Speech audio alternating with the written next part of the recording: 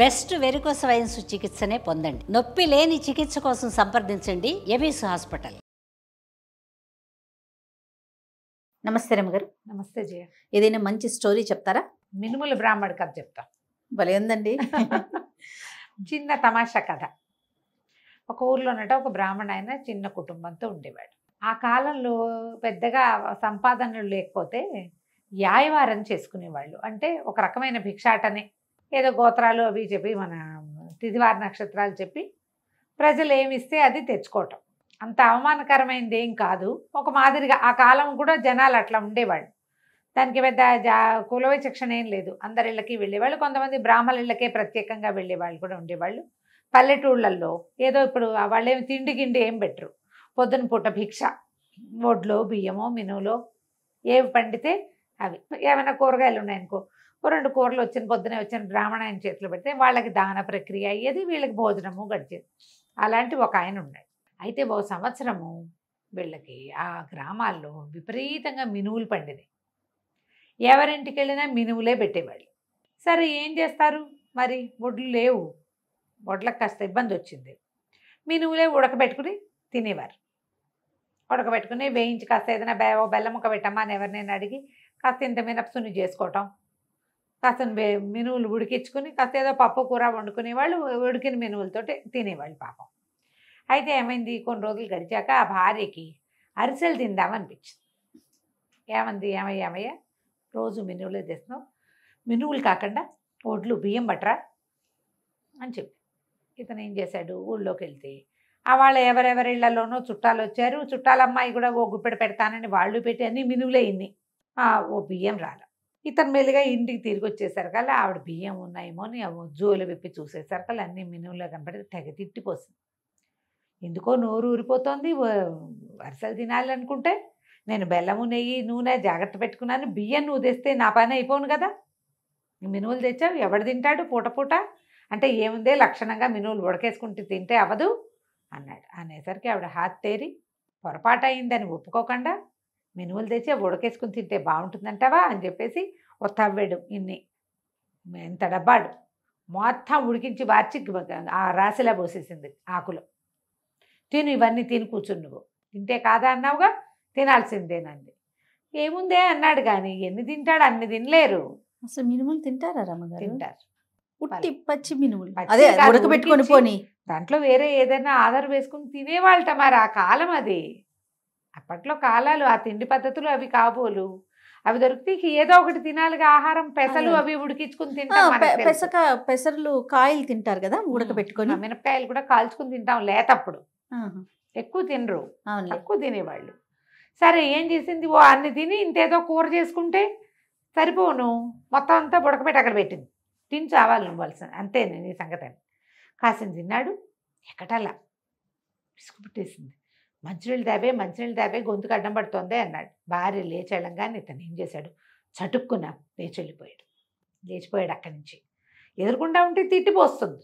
అదేలే, ఆవిడకి అరిసెల మీద ఉంది, నూనె నెయ్యి బెల్లం సంపాదించుకుని పెట్టుకుంది. అవే కదా అరిసెలకు కావాలి. బియ్యం ఉంటే సరిపోయేది. ఓ సోలెడ్ బియ్యం వేస్తారంటే ఎవరు బియ్యం వేయలేదు.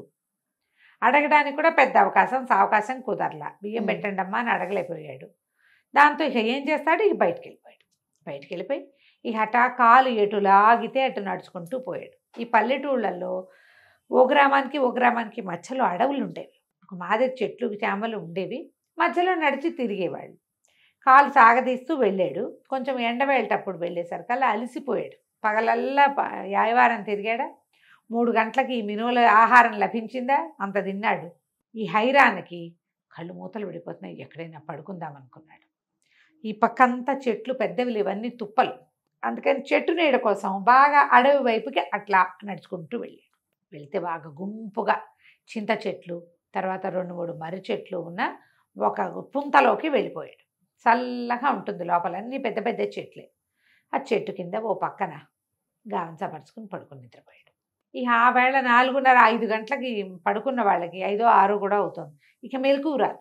3ంటికి పడుకుంటే మెలకు వస్తుంది, 6ంటికి పడుకుంటే ఏం మెలకు రాదు. ఇక పడుకున్నాడు ఏకంగా. అప్పట్లో వాళ్ళు కూడా 7 గంటలకు పడుకునే అలవాటు ఉన్నవాళ్ళు.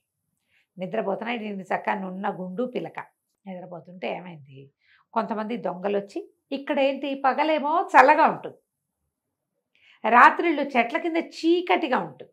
అక్కడ మనిషి కూర్చున్నా ఆ దారి వెంబడి ఎవరైనా పోతున్నా వాళ్ళకి వీళ్ళు కనపడరు. ఒక 5-6 దొంగలు అక్కడ చేరారు. వాళ్ళు ఏం చేశారు, ఎక్కడి నుంచో ఏవేవేవో కొట్టుకొచ్చారు, చేతికి అందినవి తెచ్చారు. ఓ గుళ్ళో దూరారు. గుళ్ళో కూడా కొబ్బరికాయలు అవి చేతికి అంది పట్టుకొచ్చారు. పట్టుకొచ్చాక పంచుకుందాం అనుకున్నారు. పంచుకుందామంటే వాళ్ళు మాట్లాడుకుంటున్నారు. వాళ్ళలో ఒకడు అన్నాడు, ఒరే మీ దుంపల దగ్గర అర్ధరాత్రి అయింది, ఆకలేసి చచ్చిపోతున్నాం, తెల్లారేక పంచుకుందాంరా, చీకట్లో ఏం కనపడుతుంది, ఏమన్నా తినడానికి తీయండి అన్నాడు. తినడానికి ఏమున్నాయి, ఇప్పుడు ఊళ్ళోకి వెళ్ళలేరు, ఊళ్ళో ఆ రోజుల్లో అన్నాలు దొరికే పరిస్థితి కాదు, ఎవరిళ్ళకి వెళ్ళి వాళ్ళు వండుకోవాలి. తీరా ఆ సామాన్లలో చేయి పెడితే వాళ్ళకి గుళ్ళో నుంచి ఏదో దంగులిచ్చుకొచ్చారు కదా, గుళ్ళో పళ్ళెం గిళ్ళని తెచ్చేశారు. హారతి పళ్ళెం, గంట అట్టటివేవో దొరికినాయి, పుచ్చుకొచ్చారు. పెద్ద వస్తువులు దొరకల, కానీ కొబ్బరికాయలు అవి కనపడితే వేసుకొచ్చారు. ఓ కొబ్బరికాయలు దొరికినాయి, ఒకటే 3-4 ఉన్నాయి. అక్కడి నుంచి వీళ్ళేమనుకున్నారు, కొబ్బరికాయ కొట్టండి రా తిందాము, కనీసం కొబ్బరి తిన్నా ఆకలి తీరుతుంది, రాత్రి కొబ్బరి నవ్విలితే నిద్ర రాకుండా ఉంటుంది, ఏదైనా నవ్వులుతుంటే నిద్ర రాదు కదా. సరే అక్కడి నుంచి చేతులు పెట్టి అటు ఇటు తడుగు చూసుకున్నారు. దీపాల అగ్గిపెట్టెలు ఉన్న కాలం కాదు, చేతులతో అటు ఇటు తడివితే ఓ పక్కన పడుకుని నిద్రపోతుంది మన మినువుల బ్రాహ్మడి గుండు తగిలింది. ఇక్కడ ఏదో గుండ్రాయి ఉంది, కొబ్బరికాయ కొడదామని ఆ కొబ్బరికాయ తీసి ఓ కొబ్బరికాయ పడేయాలమని ఆయన నెత్తి మీద కొట్టేసరికి వాళ్ళు ఇంకేంది, ఆయన అని ఉలిక్కిపడి లేచాడు. తింటాను వస్తున్నాను ఆగు అన్నాడు. ఆనంగానే ఆయన మినువులు తింటూ వచ్చేసాడు కదా, భార్యకి చెప్తున్నాడు. తిండమానేసి తిట్టిపోసింది ఆవిడ. తింటానే అన్నాడు. తింటాను అనేసరికి హడిలిపోయారు. అమ్మో, ఆ రాయి గుండ్రాయి కాదురా, ఏ గంగానమో అయ్యి ఉంటుంది, వెర్రివెధవలాగా చెట్ల కింద పెట్టుకుంటారు గంగానమ్మని పెట్టి, గుండ్రాయిని పసుపు బొట్టు పెట్టి అక్కడ నైవేద్యం పెడతారు. ఎవడో కొండో మేకనో కోసాడు ఈవిడ దగ్గర, పిలిచేసరికల్లా పలికేసింది అమ్మ తల్లి, ఇంకేముంది, ఇది వేప చెట్టు పాడో. వాడు ఈ లోపల ఒకడు వచ్చాడు, ఒరే వేపకాయలు ఉన్నాయి రా కింద, వేప చెట్టు రా, ఇది గంగానమ్మ అన్నాడు. హానంగానే పరుగో, ఇహ మొత్తం సామాన్లు సంచులు గంగాళం తెచ్చినవన్నీ వదిలిపెట్టేసి అన్నీ వదిలేసి పరుగులు పెట్టారు. బ్రాహ్మడికి తలకాయ పగిలినంత పని అయింది. కొబ్బరికాయ కొడితే మామూలుగా ఉంటుందా, తలకాయ ఎదిరిపోయింది. కాసేపు అయ్యాక తెలిసింది ఎవరో తన్ని కొట్టారని. వాళ్ళంతా పరిగెత్తేస్తున్నారు. అక్కడి నుంచి ఏం చేశారు, సామాన్లు అట ఇట తడివితే బోల్డని సంచులు పిట్టలు కనపడ్డాయి. అన్ని దగ్గర లాక్కొని మళ్ళీ కూర్చున్నాడు. మంచి నిద్రపోయాడు కదా, 12:30 1 గంట దాకా. సాయంత్రం 5ంటికి 6ంటికి పడుకుని 1 గంట దాకా పడుకుంటే ఇక మెలకు ఏమొస్తుంది, అదే ఇంకా నిద్ర వస్తుంది, ఇక నిద్ర రాదు. ఇక మెలకుగా ఉండి కూర్చుని ఉన్నాడు ఆ చెట్టును అనుకుని. తెల్లవారుతూ ఉండగా అతను చూసుకున్నాడు, ఈ సంచుల్లో డబ్బులు నగలు ఏవో 2-3 చిన్న పెట్టెలు ఉన్నాయి, ఎవరి నుంచో తెచ్చేశారు వీళ్ళు. సరే అక్కడి నుంచి ఆ సంచులు ఆ పెట్టెలు మోసుకుంటూ ఇంటికి నడిచి వెళ్ళిపోయాడు. ఈ పెళ్ళాము ఎప్పుడైతే ఇతను మినువుల దగ్గర నుంచి లేచి వెళ్ళిపోయాడో, దొంగమొహం తినకుండా పారిపోతావా, రేపు పొద్దున వచ్చినా సరే నీతో ఇవే తినిపిస్తానని ఆవిడేం చేస్తా, ఒక బాణాకర్ర లాంటిది, ఒక పచ్చడి బండ అవి దగ్గర పెట్టుకుని కూర్చుంది. మొగుడు వస్తే చితకొట్టైనా తినిపించడానికి. సరే పడుకుంది, మెల్లిగా రాత్రి అయిపోయిందిగా, పడుకుని నిద్రపోయింది గుమ్మాన్ దగ్గరే. తెల్లవారు లేచేసరికల్లా భర్త తలుపు కొట్టేసరికల్లా వస్తున్నాను, నీ అంతు చూస్తానని తలుపు తీసి కర్రెత్తేసరికి చేతి నిండా సంచులతోటి ఉన్నాడు. ఉండవే ఈ సంగతి చూడవే అన్నాడు. సంచులు ఎక్కడి నుంచి వచ్చినాయి ఆవిడకి ఆశ్చర్యం వేసింది. మామూలుగా ఆయనకు ఒక జోలు ఉంటుంది, ఏం తెచ్చావు ఎక్కడివి అని ఆ లోపల తీసుకెళ్ళింది. తలుపేసే ముందన్నాడు. తలుపేసేసాక చూసుకుంటే బోల్డన్ని డబ్బు నగలు, అక్కడి నుంచి బంగారం వెండి సామాన్లు ఏవో ఎక్కడి నుంచో తెచ్చారు. ఆ పెట్టెల్లో బోల్డన్ని రకాల నాణ్యాలు అవి ఉన్నాయి, బంగారువి వెండివి రాగివి ఇత్తడివి. ఆ రోజుల్లో చెల్లుబాటు అయ్యే నాణ్యాలు ఉన్నాయి, చిన్న చిన్న వెదురు బాక్సుల నిండా. అక్కడి నుంచి పెళ్ళాన్ని చెప్పాడు, పొరపాటున కూడా నువ్వు నన్ను తిట్టినట్టు నేను రాత్రి బయటికి వెళ్ళిపోయి పొద్దునే వచ్చినట్టు బయటపడద్దు. ఆ గంగానమ్మ తల్లిని పారిపోయారు వాళ్ళు, గంగానమ్మే మనకు కరుణించి ఇచ్చింది. ఈ మినువులు రాకపోయింటే అసలు నేను బయటికి వెళ్ళేవాడిని కాదు, ఎవ్వరికి చెప్పద్దు, గప్చిప్పుగా ఉండని. ఆ సామాన్లు సంచులు అన్నీ సర్దేసేసారు, నగా నాణ్యం దాచేసుకున్నారు. మెల్లిగా సంసారం వృద్ధి అయింది. కథ కంచికి మనం నమస్తే రమగారు. నమస్తే.